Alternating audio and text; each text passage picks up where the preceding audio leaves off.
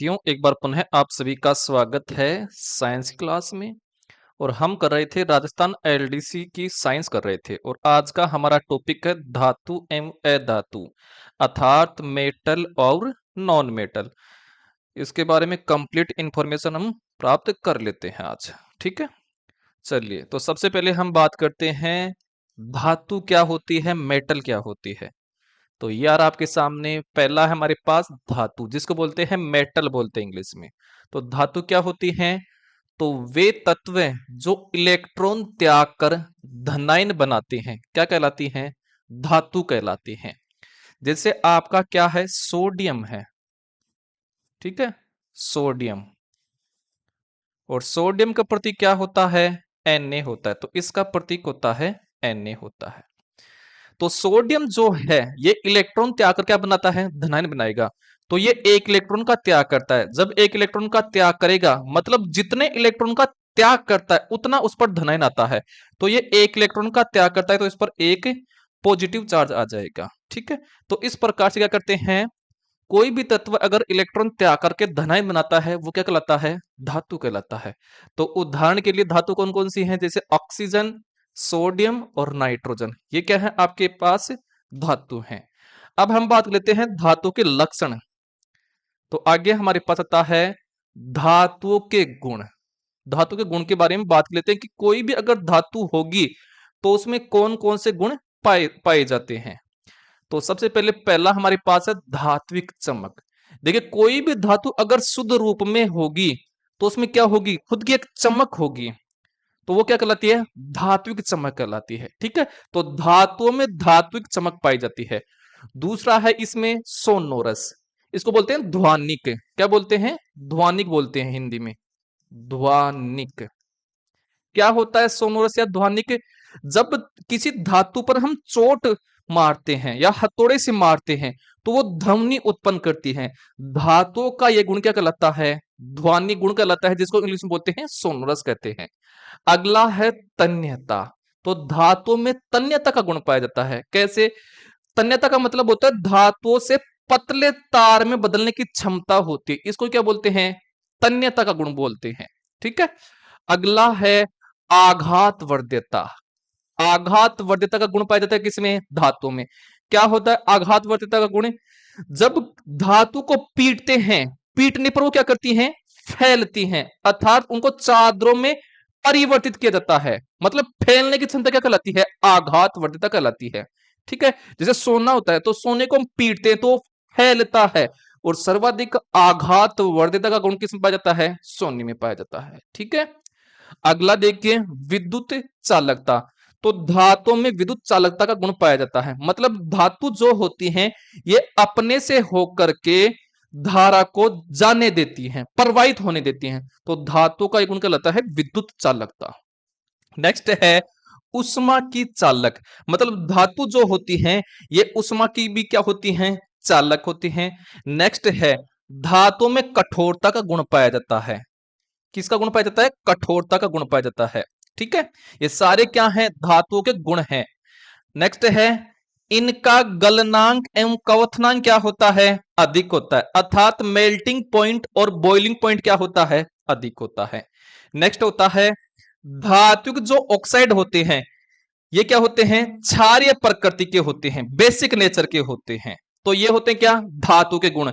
अब क्वेश्चन यहां पर क्या बनता है कि निम्न में से धातु का गुण है या फिर निम्न में से धातु का गुण नहीं है। कई बार ये भी क्वेश्चन आया हुआ है कि धातु के ऑक्साइड किस प्रकृति के होते हैं। ठीक है, आगे और बात करते हैं धातु के गुण के बारे में ही। अब आगे हम बात करेंगे कि आघात का गुण किसमें सर्वाधिक पाया जाता है, तन्यता का गुण सर्वाधिक किस में पाया जाता है, वहां से क्वेश्चन अवश्य आता है। तो आगे हमारे पास ये है धातु के गुण के बारे में ही। ठीक है, ये आपको अवश्य देख करके याद करके जानना है। पहला है चांदी सबसे आघातवर्धक धातु है, ध्यान में रखना है।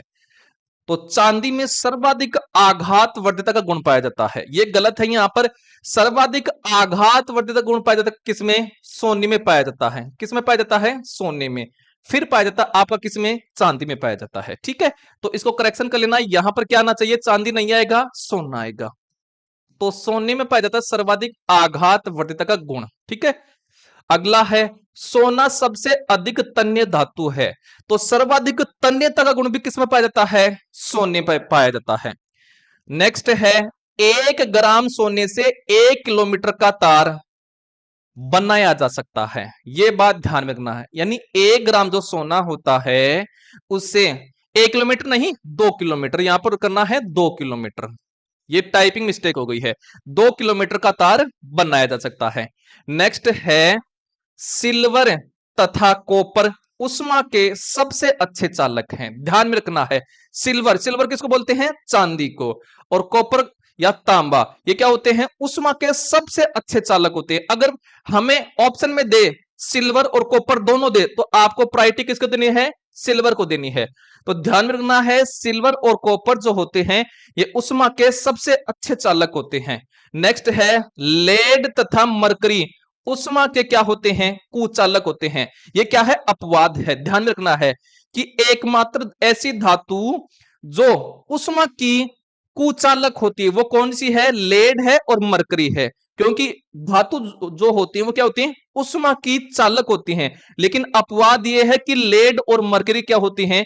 कुचालक होती हैं। और लास्ट पॉइंट आपको एक ये ध्यान रखना है कि जो चांदी है, चांदी जो है, चांदी धातु, ये विद्युत की सर्वाधिक चालक धातु है। विद्युत की सर्वाधिक चालक धातु है, सर्वाधिक चालक धातु है, चालक धातु है। और जो चांदी होती है इसको क्या बोलते हैं? ध्यान में रखना है, सिल्वर बोलते हैं। क्या बोलते हैं? सिल्वर बोलते हैं। ध्यान में रखना है ये बात आपको, ठीक है। तो ये आपको याद करना जरूरी है। सोने के बारे में ध्यान रखना है, सोने में ही सर्वाधिक तन्यता और आघात वर्धकता का गुण पाया जाता है। और सिल्वर और कॉपर क्या होते हैं? उष्मा के अच्छे चालक होते हैं। लेड और मरकरी उष्मा के कुचालक होते हैं। चांदी विद्युत की सर्वाधिक चालक धातु है और चांदी को क्या बोलते हैं? सिल्वर बोलते हैं। ठीक है, आगे चलते हैं। आगे देखिए, आगे हमारे पास है धातु के अपवाद, कि धातुओं के अपवाद कौन कौन से हैं। पहला है मरकरी धातु एकमात्र द्रव अवस्था में पाई जाती है। देखिए धातु जो होती हैं वो सामान्यतः ठोस अवस्था में पाई जाती हैं, लेकिन मरकरी अपवाद धातुओं का ये एकमात्र धातु है जो द्रव अवस्था में पाई जाती है।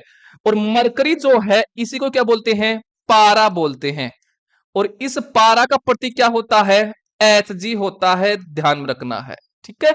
अगला देखिए, गैलियम और सीजियम धातु को हथेली पर रखने पर पिघलने लगती है। ठीक है, क्यों? क्योंकि गैलियम और सीजियम धातु का गलनांक और क्वथनांक क्या होता है? कम होता है। सामान्यतः हमने अभी पढ़ा था धातु गुण में कि धातु का गलनांक और क्वथनांक क्या होता है? अधिक होता है। लेकिन गैलियम और सीजियम धातु जो होती है, जो धातु होती हैं, इनका क्वथनांक, क्वथनांक व गलनांक ये क्या होता है? कम होता है। इसलिए इनको हथेली पर रखने पर वो क्या करती हैं? पिघलने लगती हैं। ये आपको याद करके जाना है, यहीं से ही क्वेश्चन आते हैं। अगला है क्षारीय धातु। और क्षारीय धातु कौन कौन सी है? लिथियम, सोडियम और पोटेशियम, ये क्या है? क्षारीय धातु है। को चाकू से काटा जा सकता है। क्वेश्चन ऐसा आ सकता है कि निम्न में से कौन सी धातु है जिसको चाकू से काटा जा सकता है? तो हमारे पास 3 धातु हैं और ये क्या है? क्षारीय धातु, लिथियम, सोडियम और पोटेशियम। इनको हम चाकू से काट सकते हैं। नेक्स्ट देखिए, सोडियम और पोटेशियम धातु को केरोसिन तेल में डुबोकर रखा जाता है। क्यों रखा जाता है? क्योंकि सोडियम और जो पोटेशियम धातु है इनको खुला में छोड़ देने पर, अर्थात वायु में खुला छोड़ देने पर ये ऑक्सीजन से अभिक्रिया करके ये आग पकड़ लेती हैं। ठीक है, इसलिए इनको क्या किया जाता है? केरोसिन तेल में डुबोकर रखा जाता है। तो हमारे पास है क्योंकि इनको वायु में खुला छोड़ने पर ये ऑक्सीजन से अभिक्रिया कर आग पकड़ लेती हैं। ठीक है, तो ये बात होती है धातु के अपवाद के बारे में।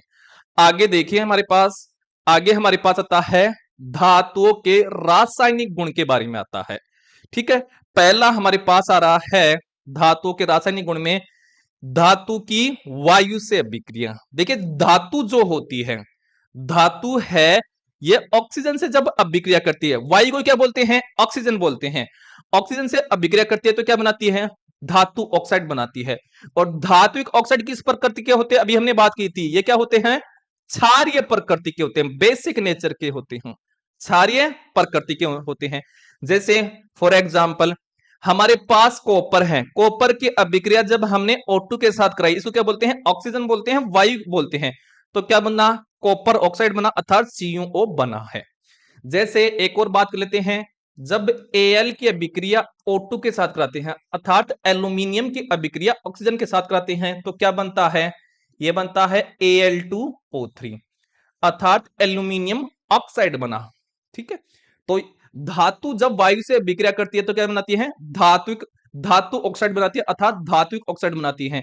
और धात्विक ऑक्साइड किस प्रकृति के होते हैं, क्षारीय प्रकृति के होते हैं, बेसिक नेचर के होते हैं। ठीक है, आगे देखिए, अब हमारे पास आता आगे उभयधर्मी ऑक्साइड, एम्फोटेरिक ऑक्साइड क्या होते हैं। तो उभयधर्मी ऑक्साइड उनको बोलते हैं, यानी ऐसे धात्विक ऑक्साइड, ऐसे धात्विक ऑक्साइड जो अम्ल और क्षार दोनों से अभिक्रिया करते हैं, क्या कहलाते हैं, उभयधर्मी ऑक्साइड कहलाते हैं। तो ऐसे ऑक्साइड या फिर ऐसे धात्विक ऑक्साइड जो अम्ल एवं क्षारक दोनों से अभिक्रिया करते हैं, क्या कहलाते हैं, उभयधर्मी ऑक्साइड कहलाते हैं। और दो ही हैं उभयधर्मी ऑक्साइड, तो उदाहरण कौन कौन से हैं, दो ही हैं, एक तो है Al2O3 अर्थात एल्यूमिनियम ऑक्साइड, और दूसरा है ZnO अर्थात जिंक ऑक्साइड। ठीक है, अब सुनिए, देखिए ये है Al2O3 अर्थात एल्यूमिनियम ऑक्साइड की अभिक्रिया जब बेस के साथ कराते हैं, और ये बेस कौन सा है, सोडियम हाइड्रोक्साइड है। जब सोडियम हाइड्रोक्साइड के साथ ये एल्यूमिनियम ऑक्साइड अभिक्रिया करता है तो क्या बनता है, NaAlO2 अर्थात सोडियम एल्यूमिनेट इसका नाम है। इसका क्या नाम है, सोडियम एल्यूमिनेट, एल्यूमिनेट इसका नाम है, सूत्र भी पूछ सकता है। और साथ में क्या बनेगा, वाटर बनेगा, जल बनेगा। ठीक है, तो ये हो गया क्या, उभयधर्मी ऑक्साइड। आगे देखिए दूसरा रासायनिक गुण आ रहा हमारे सामने, धातु की जल से अभिक्रिया के बारे में हम बात कर लेते हैं। चलिए, तो देखिए जब धातु जो होती है ये जल के साथ अभिक्रिया करती है तो क्या बनाती है, धातु ऑक्साइड बनाती है। क्या बनाती है, धातु ऑक्साइड बनाती है, और साथ में हाइड्रोजन गैस बाहर निकलती है। और जब देखिए धातु जो ऑक्साइड है ये जब जल से अभिक्रिया करता है तो क्या बनाता है, धातु हाइड्रोक्साइड बनाता है। क्या बनाता है, धातु हाइड्रोक्साइड बनाता है, यह बात आपको ध्यान रखनी है। तो धातु जो है ये जल के साथ अभिक्रिया करता है तो धातु ऑक्साइड, और प्लस में यहां पर लिखना है H2 गैस बनाती है, H2 गैस बाहर निकलती है। ठीक है, अब सुनिए इसमें भी अंतर है, यानी जब कोई भी धातु है ये जल के साथ अभिक्रिया करती है, यानी अलग अलग धातु जो होती हैं ये जल के साथ अलग अलग तरीके से अभिक्रिया करती हैं। कुछ धातु जो होती हैं ये ठंडे जल के साथ अभिक्रिया करती हैं, कुछ धातु गर्म जल के साथ अभिक्रिया करती हैं, और कुछ धातु जो होती हैं ये भाप के साथ अभिक्रिया करती हैं। तो पहला हमारे पास आ रहा है पोटेशियम और सोडियम जो है ये ठंडे जल से अभिक्रिया करती हैं। ठीक है, जब ये ठंडे जल से अभिक्रिया करती हैं तो हाइड्रोजन गैस बनती है, और वो क्या करती है, जलती है हाइड्रोजन गैस। ठीक है, क्योंकि ऊष्मा उत्पन्न होती है। दूसरा है हमारे पास कैल्शियम जल के साथ धीमी गति से अभिक्रिया करता है और जल की सतह पर तैरना शुरू कर देता है। यानी कैल्शियम जो होता है ये जल के साथ धीमी गति से अभिक्रिया करता है, और जो हाइड्रोजन गैस उत्पन्न होती है वो क्या होती है, कैल्शियम की सतह पर चिपक जाती है ना, जिससे क्या होती है, कैल्शियम धातु जल में तैरना शुरू कर देती है। हाँ ठीक है, तीसरा देखिए मैग्नीशियम गर्म जल से अभिक्रिया करता है। मैग्नीशियम क्या करता है, किसके साथ अभिक्रिया करेगा, गर्म जल के साथ अभिक्रिया करता है।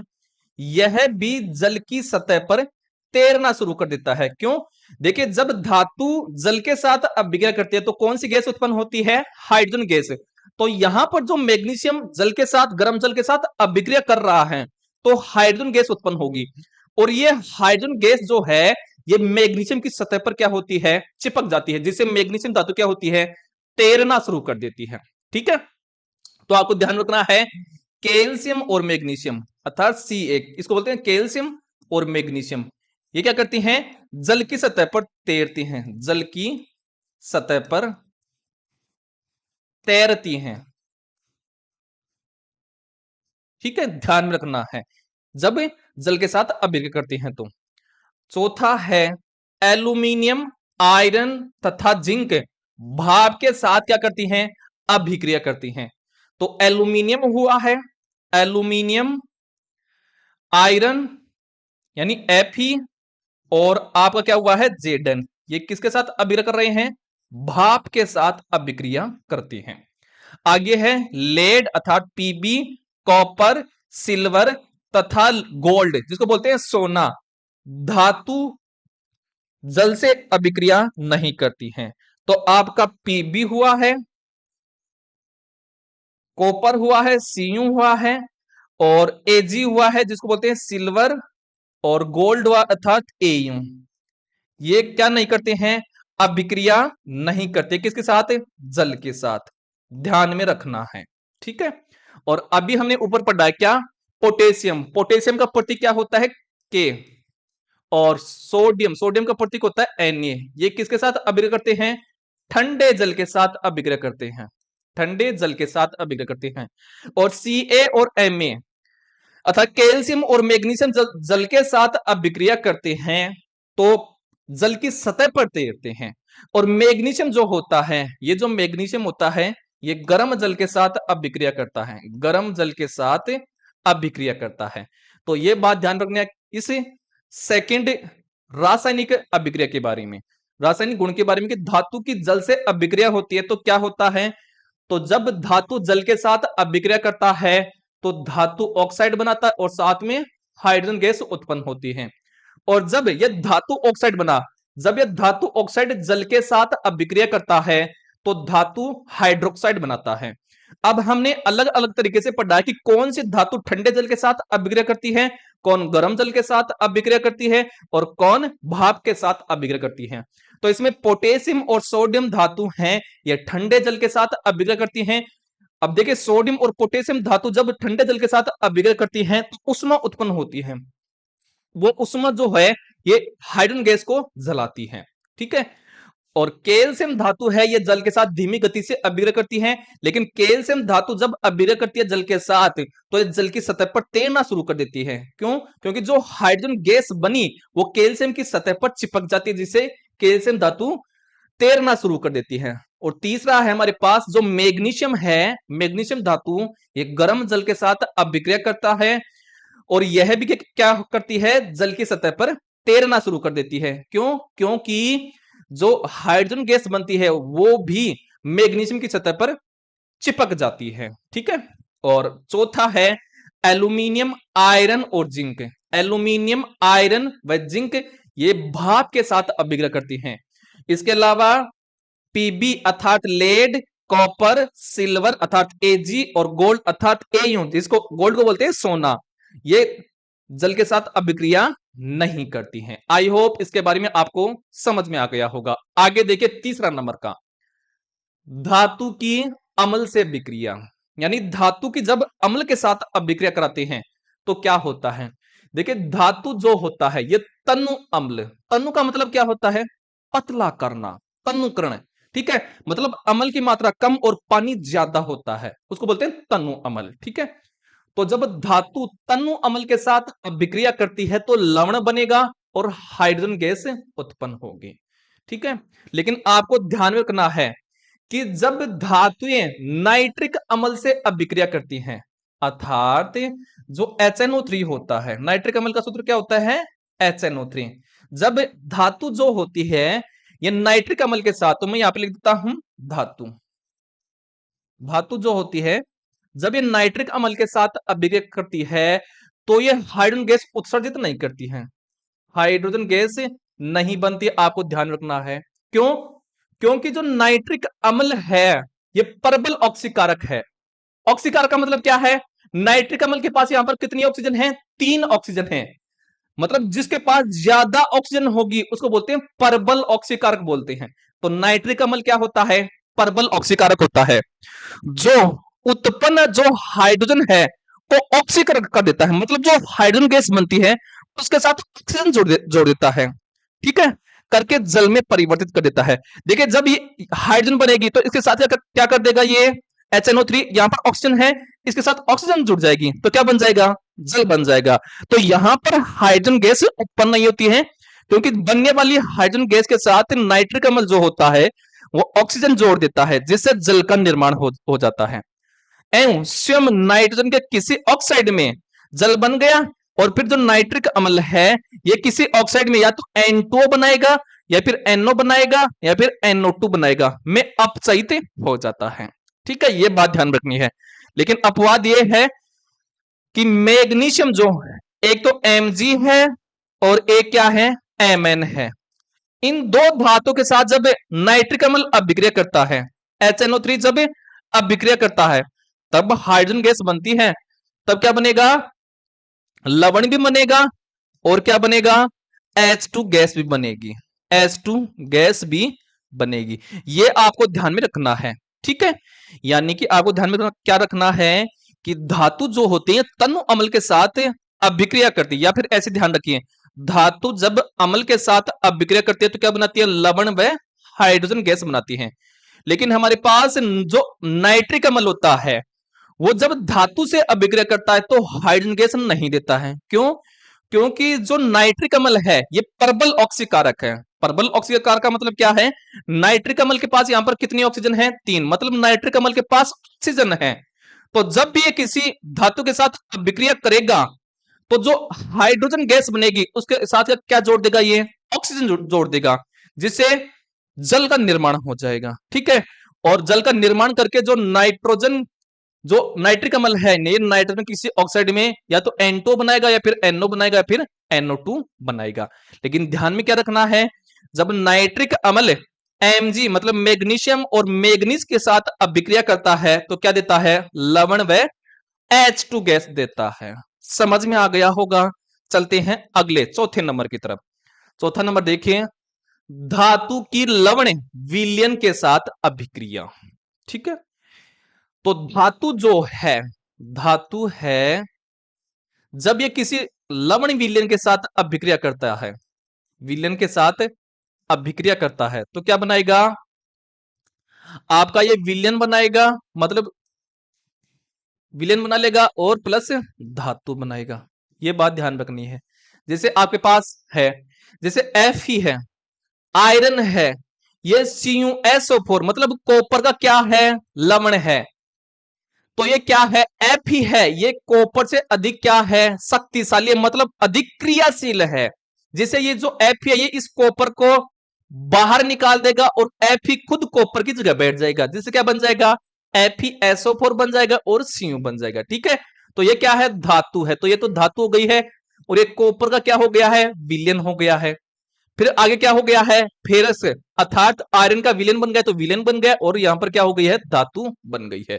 ये क्या होती है, विलयन के साथ अभिक्रिया। ऐसे ही देखिए, जब जेडन की अभिक्रिया, जिंक की अभिक्रिया CuSO4 के साथ कराते हैं तो क्या बनेगा, देखिए जेडन है ये अधिक क्रियाशील है, किसे, Cu से। तो जेडन है ये कॉपर को तो हटा देगा इसके स्थान से और खुद कॉपर की जगह बैठ जाएगा, तो क्या बन जाएगा, ZnSO4 और प्लस Cu, ऐसे बन जाएगा। लेकिन आपको पता कैसे चलेगा कि यहां पर बैठा हुआ जो व्यक्ति है वो अधिक पावरफुल है और यहां पर बैठा हुआ व्यक्ति कम पावरफुल है, ये कैसे पता चलेगा, ये पता चलेगा आपको सक्रियता श्रेणी से, एक्टिविटी सीरीज से। अभी आपको बताएंगे। एक और अभिक्रिया देखिए, देखिए जब पीबी की अभिक्रिया अर्थात लेड की अभिक्रिया जब CuCl2 अर्थात कॉपर क्लोराइड के साथ कराते हैं तो क्या बनेगा, तो देखिए पीबी है, लेड है, ये क्या है, कॉपर से अधिक क्रियाशील है, तो ये कॉपर को बाहर निकाल देगा और कॉपर की जगह खुद बैठ जाएगा, तो क्या बन जाएगा, PbCl2 और प्लस Cu, ठीक है। अब हम बात कर लेते हैं कि यहां बैठा हुआ जो तत्व यह अधिक क्रियाशील है और यहां पर बैठा हुआ कम क्रियाशील है, कैसे पता करेंगे, तो हम देख लेते हैं वो सक्रियता श्रेणी के बारे में, एक्टिविटी सीरीज के बारे में, ठीक है।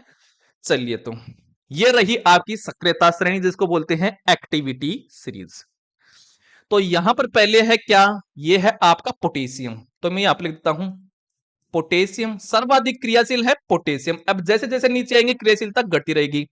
फिर Na है मतलब सोडियम है, ये है सोडियम। फिर ये है Ca मतलब कैल्शियम, कैल्शियम। फिर Mg है मतलब मैग्नीशियम, मैग्नीशियम। फिर आगे है एल्यूमिनियम, Al है एल्यूमिनियम। अगला है Zn जिंक। फिर आपका है आयरन। फिर आपका है Pb मतलब लेड। और फिर है हाइड्रोजन। फिर यहां पर लिख रहा हूं मैं आगे हाइड्रोजन से। फिर है कॉपर, Cu कॉपर। और Hg है, ये है पारा, पारा को क्या बोलते हैं, मरकरी बोलते हैं। और Hg है यहां पर क्या, सिल्वर। और सिल्वर को क्या बोलते हैं, चांदी बोलते हैं। और Au यहां पर है गोल्ड,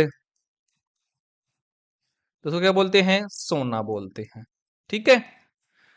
तो यहां पर आपका पोटेशियम है, ये क्या है, सर्वाधिक क्रियाशील है, सर्वाधिक क्रियाशील। और सबसे जो नीचे है यहां पर जो गोल्ड है, सोना है, ये क्या है, सबसे कम क्रियाशील, सबसे कम क्रियाशील है। ठीक है। मतलब जब ऊपर से नीचे आएंगे तो क्रियाशीलता क्या होगी, घटेगी।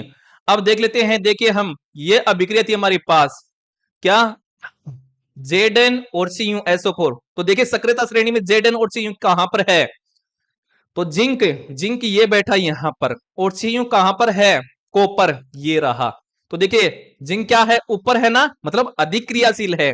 अधिक क्रियाशील है तब ये कॉपर को क्या कर रहा है, डिस्प्लेस कर रहा है, विस्थापित कर रहा है उसकी जगह से। ठीक है।